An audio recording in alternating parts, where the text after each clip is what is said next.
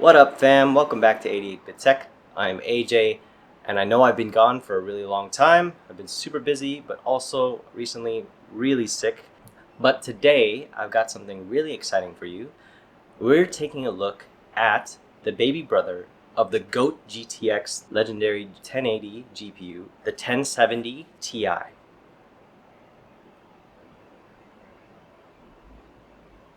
The GTX 1070 Ti, it's got 8GB of VRAMs. It's definitely showing some age there in 2025. However, what we're going to do is we're going to take a look to see how well the 1070 Ti functions in 2025 in 14 different games. So let's take a look. The PC specs are as follows. We have the MSI GTX 1070 Ti Duke 8GB undervolted to 0.975 millivolts at its max boost clock. Paired this with a Ryzen 5 3600X on a Gigabyte B550MK motherboard, cooled with a Lion Sonic 4 heat pipe AMD cooler 4-pin, and it's got 16 gigabytes of the NeTAC CL16 DDR4 3200 megatransfers per second in dual channel. And we're running games off an X-Ray Disk 512GB Pro that's on the motherboard, as well as an external M.2 NVMe SSD, the Fanzhong S500 Pro 2TB. And this is all powered by the EVGA 650 GD 80 Plus Gold C-tier rated power supply. First up, we have Baldur's Gate 3 in DX11 mode. On the left-hand side, we have 1080p native on the Ultra preset. Right-hand side, 1440p FSR 2.2 quality and the medium preset. You can see on both of these, we average 68 FPS with a 1% low of 51 and 45 respectively. I did forget to enable the 0.1% lows, but I'll fix that in the later tests. Baldur's Gate 3 is not a game that requires a high amount of FPS, and a 60 base average FPS is going to be more than enough, and we're getting a little bit above that, so this is going to be more than playable and an enjoyable experience on the 1070 Ti.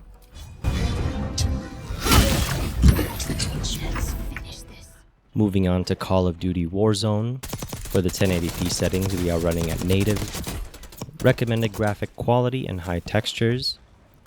And with these settings, we average 67 FPS with a 1% low of 47 and a 0.1% low of 32. For 1440p, we did have to run a bit of upscaling. We ran the NVIDIA image scaler set to balanced. Same recommended graphic quality settings and high textures. And we averaged 74 FPS with a 1% low of 53 and a 0.1% low of 45. With Warzone being an online competitive shooter, it is a bit difficult to benchmark this title, as run to run will vary in regards to your FPS, with just how many people are playing, what map you're on, things of that nature. However, one thing is certain, that the game still played incredible and fairly smooth with a pretty stable frame time graph. Now, since this is a competitive shooter, most people are going to actually be playing at a lower graphical fidelity. They'll probably go recommended performance settings instead of the graphic quality settings, and with that you'll probably average closer to about 100 average FPS, maybe more, but that will go a long way in helping you be a bit more competitive in this title. However, this still looks amazing and still runs over 60 FPS with a 2017 graphics card. Not too shabby. From one competitive shooter to the next, we have Counter-Strike 2. So we ran both of these at native and high settings, and for 1080p we did average 167 FPS with a 1% low of 86 and a 0.1% low of 74. And then at 1440p we got an average of 128, a 1% low of 84, and a 0.1% low of 70. These I would consider to be high refresh rate gaming experiences. However, you are more than welcome to turn down graphic settings to get an even more competitive edge if you want, if your monitor supports it. But still, this is a really good result, and no surprise here that the 1070 Ti has no issues crushing this game even in 2025. Up next we have Cyberpunk 2077. At 1080p we use the XeSS 1.3 upscaler set to ultra quality. Medium preset with high textures, we average 69, nice, 1% low of 43, and a 0.1% low of 28.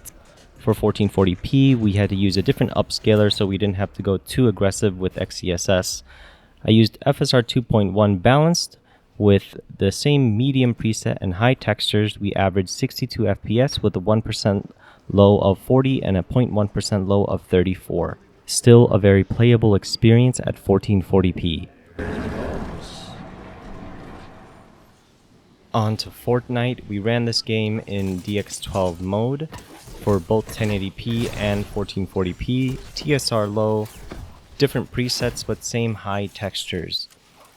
For 1080p we ran the high preset and we averaged 111 FPS with a 1% low of 45 and a 0.1% low of 21.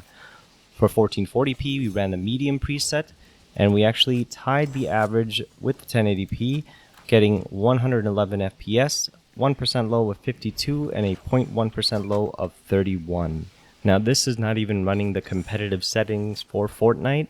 If you did lower the graphics to be the competitive settings, you would be easily getting 160 FPS or more and be very, very competitive with a monitor that could handle it. But I think that's no surprise that Fortnite would be easily crushed by the 1070 Ti. Still a pretty easy game to run.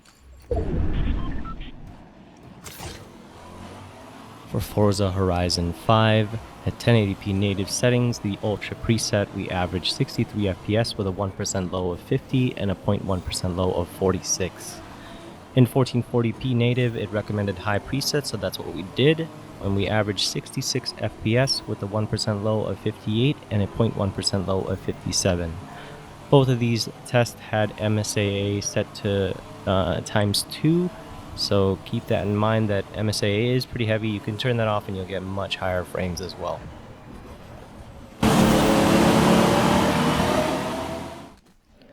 Ghost of Tsushima is up next. We ran the same settings for both 1080p and 1440p. With the 1080p, we did average 101 FPS with a 1% low of 76 and a 0.1% low of 64. For the 1440p results, we did get an average of 76 FPS with a 1% low of 59 and a 0.1% low of 52.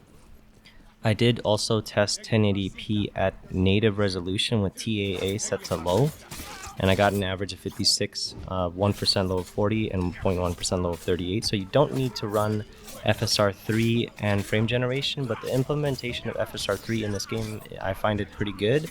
And actually, in my opinion, looked better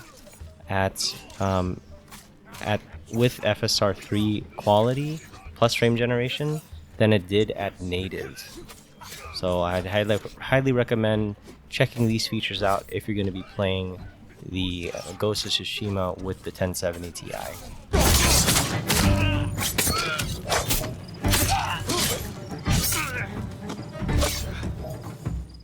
They just released an enhanced version of GTA 5 on Steam, and this is what we are testing today. At 1080p native very high preset, we averaged 96 FPS with a 1% low of 52 and a 0.1% low of 24. At 1440p native, very high preset as well, we averaged 69 FPS, nice, with a 1% low of 50 and a 0.1% low of 24. Man, sorry about that.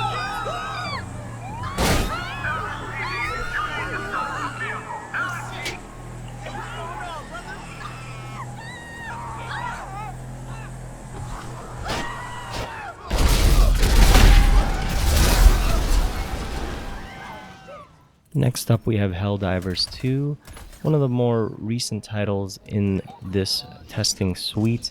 It is a pretty graphically intensive game to run for older hardware, and the game doesn't have FSR or DLS native implementation. It uses its own upscaling And with that though, we were still able to get a pretty favorable result.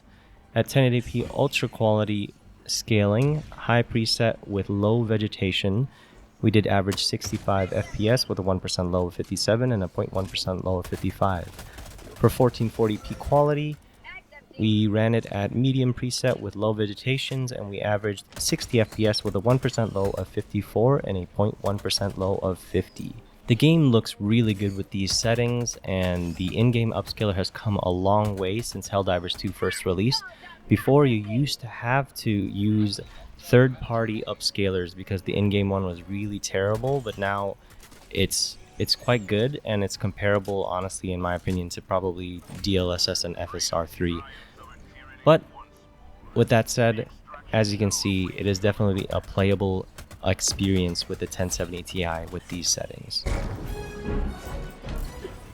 On to Hogwarts Legacy, another notoriously difficult game to run.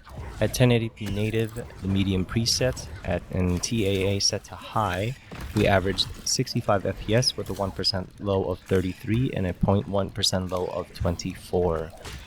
In 1440p, we had FSR2 set to quality on the medium preset with TAA high again. On average, we got 61 FPS with a 1% low of 33 and a 0.1% low of 24.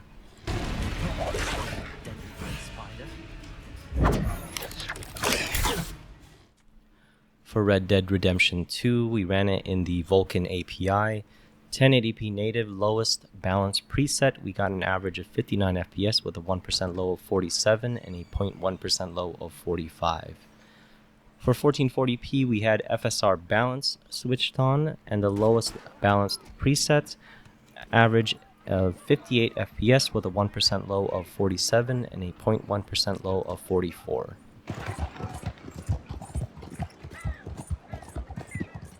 Starfield has always been a particularly difficult game to run, and the same goes for the 1070 Ti. At 1080p, you need to run upscaling in order for it to be a playable experience. So we had FSR3 enabled here, set to quality with frame generation enabled on the low preset, and we averaged 81 FPS with a 1% low of 51 and a 0.1% low of 43.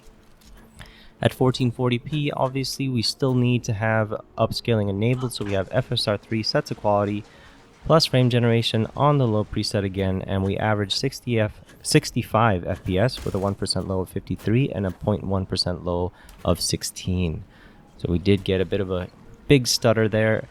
However, it is a playable experience, but I would say that at 1080p, it does look a bit rough, but definitely not like the worst looking game I've seen with upscaling. Personally, I would not mind playing 1080p with FSR3 quality, as long as I also use some mods like Reshade to improve the visuals of the game, and I think it would be more than enjoyable.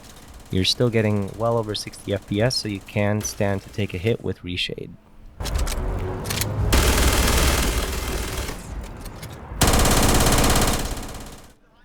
With The Witcher 3 Next Gen, the 1070 Ti has no problems here. 1080p native TAAU Ultra Plus preset with low screen space reflections. We averaged 66 FPS with a 1% low of 40 and a 0.1% low of 33. For 1440p, we did use XeSS quality, which is pretty much native resolution. Actually, I think it looks a little bit better. And on the high preset with low screen space reflections, we averaged 63 FPS with a 1% low of 43 and a 0.1% low of 35.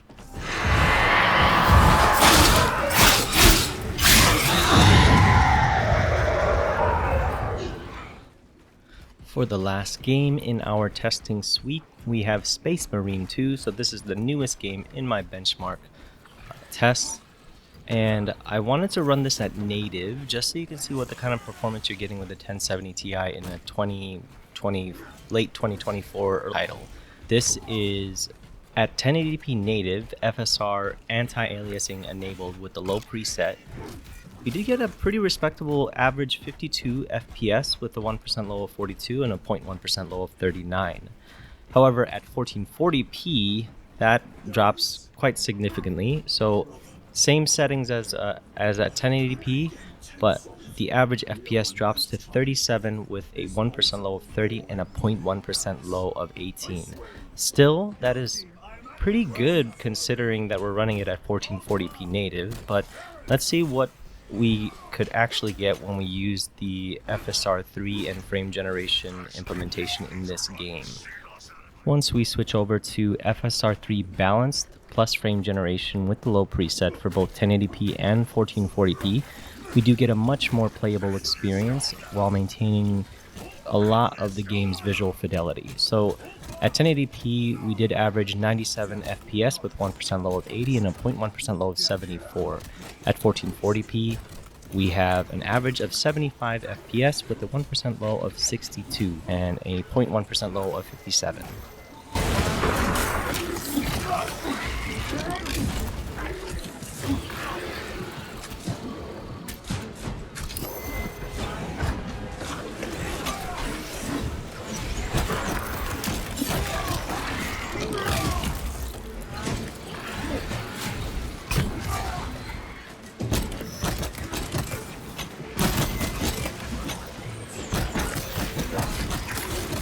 Crazy how a card from late 2017 can still hold up so well today, even in 1440p gaming, especially when we use the technologies that we have now to make the gaming even more incredible. Hopefully you guys enjoyed the video. You know what to do if you liked it. Be sure to subscribe to catch whenever I do decide to release a video. Thanks for tuning in, and I'll catch you guys in the next one. Peace.